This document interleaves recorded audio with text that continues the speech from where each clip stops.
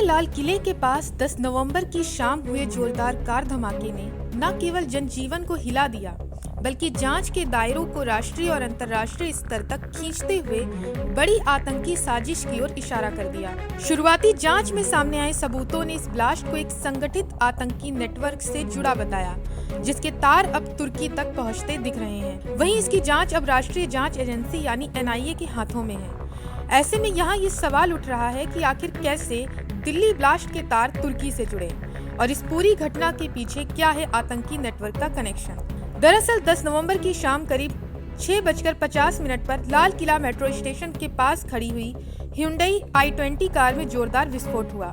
धमाके की ताकत इतनी थी कि आसपास खड़ी कई गाड़ियां आग की चपेट में आ गईं। वहीं इस हादसे में 12 लोगों की मौत हुई और 20 से अधिक लोग घायल हुए। ऐसे में इस मामले की गंभीरता को देखते हुए केंद्रीय गृह मंत्रालय ने जांच की जिम्मेदारी NIA को सौंपी है। ADG विजय साखरे के नेतृत्व में 10 अधिकारियों की एक स्पेशल टीम गठित की गई है, जिसमें IG, 2 DIG, 3 SP और कई DSP स्तर के अधिकारी शामिल हैं। यह team Delhi police, Jammu Kashmir police और हरियाणा पुलिस से जुड़े केस रिकॉर्ड अपने कब्जे में लेकर हर एंगल की जांच कर रही है। वहीं शुरुआती जांच में अमोनियम नाइट्रेट और डेटोनेटर के इस्तेमाल की आशंका जताई गई। इसके अलावा NIA और दिल्ली पुलिस को जांच के दौरान जो दस्तावेज और डिजिटल सबूत मिले, उन्होंने आतंकी साजिश की गहराई को उजागर कर दिया है। फरीदाबाद में अल फलाह यूनिवर्सिटी से जुड़े डॉक्टरों के ठिकानों से करीब 2900 किलो विस्फोटक बरामद हुआ। इनमें डॉक्टर मुजम्मिल शकील, डॉक्टर उमर उन नबी, डॉक्टर अदील राठर और डॉक्टर शाहीन सईद जैसे नाम शामिल हैं। वहीं फरीदाबाद और पुलवामा के डॉक्टरों से बना ये सफेद पोश आतंकी मॉड्यूल कथित तौर पर तुर्की जाकर जैश-ए-मोहम्मद के हैंडलर से मिला था। ये वही लोग हैं जिन्होंने भारत में आतंक की नई जमीन तैयार करने की कोशिश की और इस बार इसका निशाना बना था देश का गौरव लाल किला। जी हाँ, सूत्रों के मुताबिक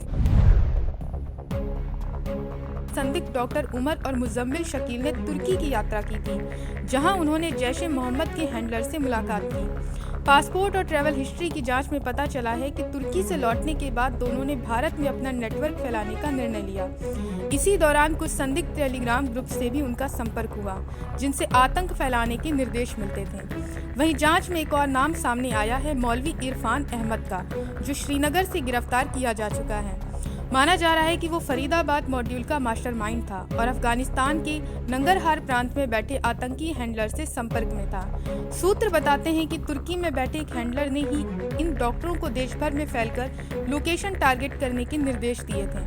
NIA के सूत्रों का दावा है कि तुर्की और अफगानिस्तान के नंगरहार में बैठे जैश-ए-मोहम्मद के हैंडलर्स लगातार भारत में सक्रिय इस मॉड्यूल से संपर्क में थे। इनका उद्देश्य था उच्च शिक्षित युवाओं को कट्टरपंथी बनाकर भारत में स्मार्ट टेरर नेटवर्क खड़ा करना। उमर और मुजम्मिल की तुर्की यात्रा भी उसी मकसद से हुई थी। आपको बता दें कि डॉक्टर उमर उन नबी को जांच एजेंसियां इस ब्लास्ट का मुख्य साजिशकर्ता मान रही हैं।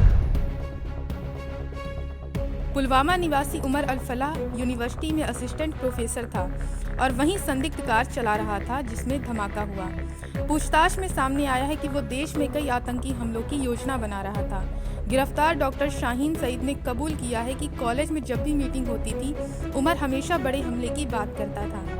आपको बता दें कि NIA अब दिल्ली, हरियाणा, UP और जम्मू कश्मीर पुलिस से मिली केस डायरी और डिजिटल सबूतों की जांच कर रही है। एजेंसी इस मॉड्यूल की फंडिंग, संपर्क सूत्रों और विदेशी लिंक का पता लगाने में जुटी है।